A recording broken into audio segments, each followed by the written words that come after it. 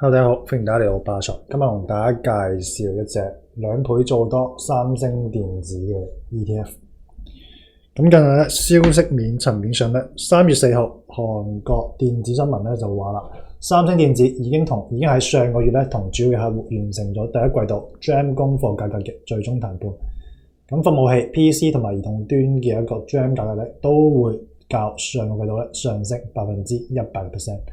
咁價格咧較舊年4季度咧實現咗翻倍，部分客戶咧佢嘅產品升幅咧甚或乎咧係超過咗100%。好啦，咁另外據報道一啲業內人士嘅報道稱，二季度 DRAM 同埋 NAND Flash 嘅價格咧將會延續呢一個升勢，升勢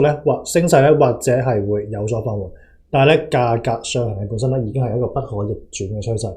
咁對於下游嘅客戶而言咧，內存採購成本嘅持續攀升咧，亦都進一步會推高服務器同埋終端設備嘅一個整體成本結構。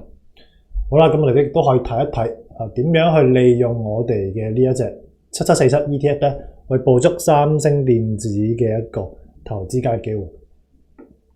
OK， 咁我哋首先可以睇一睇啦，我哋嘅一個主要吸籌指標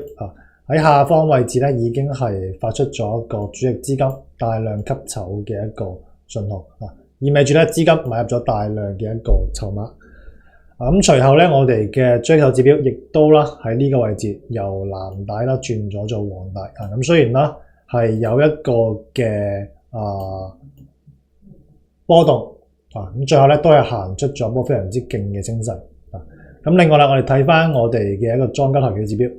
亦都係由藍色嘅無莊控盤啦轉咗做紫色嘅高度控盤